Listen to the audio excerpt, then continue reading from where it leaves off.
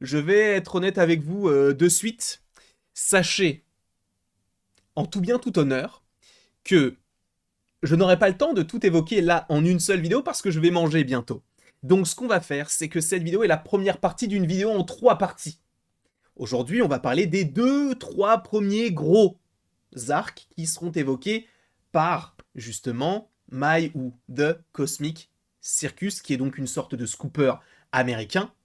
Donc, sachez que il y a des choses qui sont possiblement amenées à ne pas arriver, d'accord?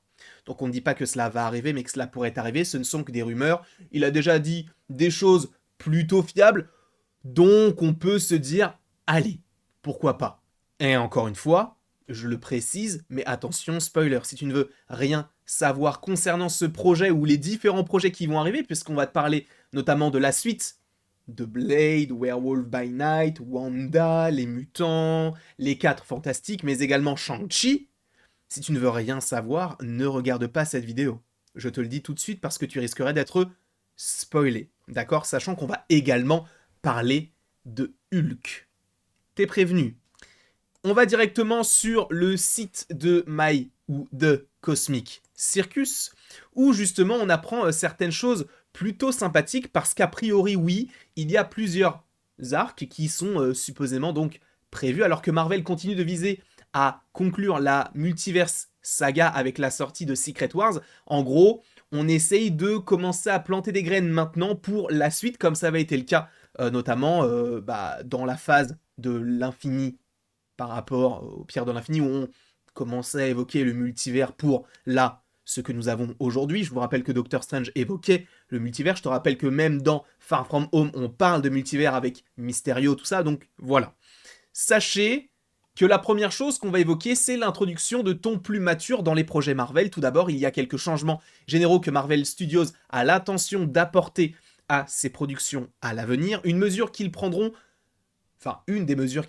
consistera à adapter les histoires pour inclure des contenus plus matures. Et donc là, on a bien évidemment une photo d'Echo, puisque je vous rappelle qu'on va voir Echo le 10 janvier, et on a vu le trailer et les différents teasers. Oui, ça a l'air d'être violent et sanglant. Donc, même si ça reste Disney, là on essaye de s'émanciper un petit peu de cette image de tout est beau, tout est mignon. Et justement, Echo servira de projet pilote pour cette nouvelle approche mature pour Marvel via Disney+, tandis que le prochain film Deadpool et Wolverine, sachant que là il ne l'appelle pas Deadpool 3, donc a priori, alors ce n'est pas via ces personnes-là qu'on découvrira que le titre est bien Deadpool et Wolverine, mais a priori, beaucoup de rumeurs plutôt fiables parlent de ce titre-là, supposément en partie, parce qu'il pourrait y avoir 2 points et quelque chose. Ah donc, Deadpool et Wolverine abordera les expériences donc R-rated au cinéma. L'accueil du public pour ces projets sera essentiel pour que d'autres projets obtiennent potentiellement le feu vert d'une notion plus mature, et cela inclut, et c'est ça qui est intéressant, des projets comme Daredevil Born Again. Donc ne vous attendez pas à avoir le même Daredevil qu'on a eu dans She-Hulk.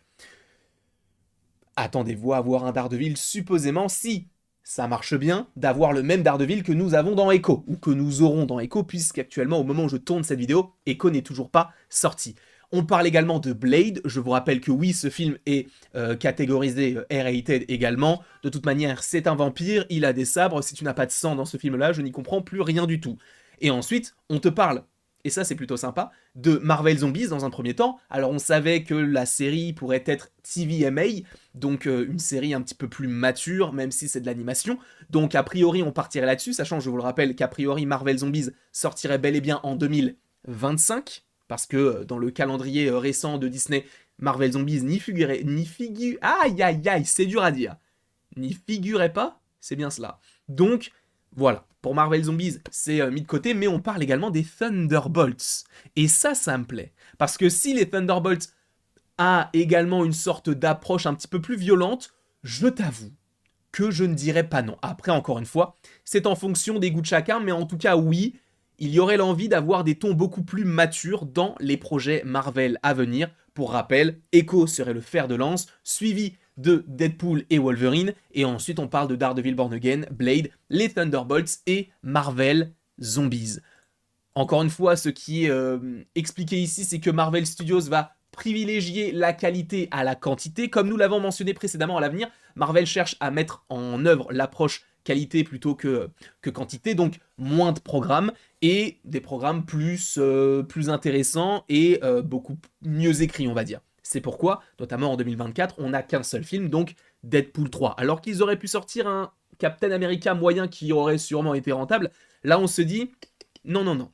Là ce qu'on veut faire, c'est que tous les films qui sortent, on veut que ça soit rentable, on veut que ça ait en plus une rentabilité financière, d'avoir quelque chose qui puisse plaire au public, d'accord ? Parce que certains vont dire, oui, mais ça va ensemble. Pas nécessairement, regarde, Thor Love and Thunder, la plupart des gens ne l'ont pas aimé, ce n'est pas pour autant qu'il n'est pas rentable. Donc, voilà, c'est en fonction évidemment des projets. Une autre mesure que Marvel prendra est de développer des arcs d'histoire plus petits, au lieu de sagas plus immenses à l'échelle épique, donc moins d'Infinity Saga, Marvel Saga, n'importe quoi, Multiverse Saga, mais des plus petits arcs de quelques séries et quelques films. Et c'est notamment ce qui va être évoqué, notamment par rapport au Caïd qu'on va évoquer juste après. Bien qu'il s'agisse d'un univers partagé et que les héros sont amenés à interagir les uns avec les autres, ces arcs aideront à établir des frontières entre chaque niveau du MCU, de Street à Comics, et au-delà, hein, je vous rappelle qu'il y a également un arc un peu mystique, notamment avec Werewolf by Night. Hein. Vous trouverez ci-dessous quelques-uns de ces arcs d'histoire que Marvel a prévus pour l'avenir du MCU. Moi, je dirais aurait prévu, parce qu'encore une fois, on n'est pas sur une certitude, on est sur de l'hypothétique. J'ai failli m'étouffer avec ma propre salive. Excusez-moi, j'en suis confus. Mais du coup, on partirait plus, à mon sens, sur quelque chose d'hypothétique. Ne prenez pas cet article comme argent comptant, d'accord ? Cela ne veut pas dire que eux le disent, que ça va se passer de cette manière-là. Et si, admettons, c'est même prévu de cette manière-là, c'est possible qu'il y ait un enchaînement de choses qui font que ça change quoi en interne. Et on va commencer avec le Caïd. L'un des arcs narratifs que les fans peuvent attendre avec impatience dans les phases à venir donc de la saga multiverselle, c'est l'arc en lien avec Daredevil et notamment le Caïd. Selon des sources, Marvel Studios cherche à adapter donc un scénario donc appelé Devil's Reign. Donc dans les bandes dessinées, Wilson Fisk a été élu maire de New York et donc ça reflèterait une grande partie de la prémisse de la bande dessinée originale. Des sources ont également cité les intrigues de Dark Reign et Gang War, alors je ne connais pas, mais comme référence pour cet arc narratif particulier. Les principaux projets dans cet arc narratif spécifique sont donc Hawkeye saison 1, évidemment, pour te teaser le Caïd. On te parle de Echo. Pourquoi? Et ça, on en avait déjà parlé, mais ça vient corroborer les dires de Can We Get Some Toast par rapport auquel que, oui, à la fin de Echo, eh bien, le Caïd va se présenter à la mairie de New York. On devrait évidemment le revoir dans Daredevil Born Again. Et tout cela se conclurait supposément dans Spider-Man 4. Et moi, ces petits arcs-là, moi, je les déguste. Ça, je me dis, oui, je veux. Je veux parce que, tu vois, de se dire que j'ai fait 3 saisons de Daredevil, puis après Hawkeye, Echo, Daredevil, Born Again, et finir dans un film de Spider-Man, je trouve que c'est génial. Moi, j'adore le truc de « Ah, mais j'étais aussi dans Ant-Man et la Guêpe Quantumania, et après, j'ai fait un saut dans Secret Invasion, puis dans She-Hulk. » Si tu fais cet arc-là, c'est que vraiment, tu choisis vraiment très mal tes projets, parce que c'est que des projets bidons. Mais, en tout cas, là, pour le Caïd, avoir Œil de Faucon, enfin Hawkeye, Echo, Daredevil, Born Again et Spider-Man 4 en arc, ça peut être hyper intéressant. En tout cas, sachez qu'il y a beaucoup d'autres arcs qui vont être évoqués. Sachez que je n'ai pas le temps d'évoquer plus que ça, mais je vous jure que là, c'est que la partie visible de l'iceberg. On va rentrer dans des détails beaucoup plus deep demain. Demain, petite vidéo. Sachant que demain, il y a What If, il y a Monarch, il y a Rebel Moon. Et en plus, il y aura une vidéo suite à celle-ci. Et ensuite, une vidéo suite à celle d'après pour le surlendemain. Bref, ça va être une dinguerie, je te le dis clairement. En tout cas, j'espère que tu as apprécié cette vidéo. Sache que voilà, c'est un petit teasing, mais ça va être archi lourd parce que j'ai lu ce qu'il y a ensuite. Vas-y, je vous tease un truc. Les Midnight Suns. Voilà, c'est dit. Avec Werewolf by Night, c'est dit. Alors, ça vous hype peut-être pas. Et si je te parle de Blade, voilà, des bisous. Et il ne me reste plus qu'à vous dire à la prochaine pour la prochaine.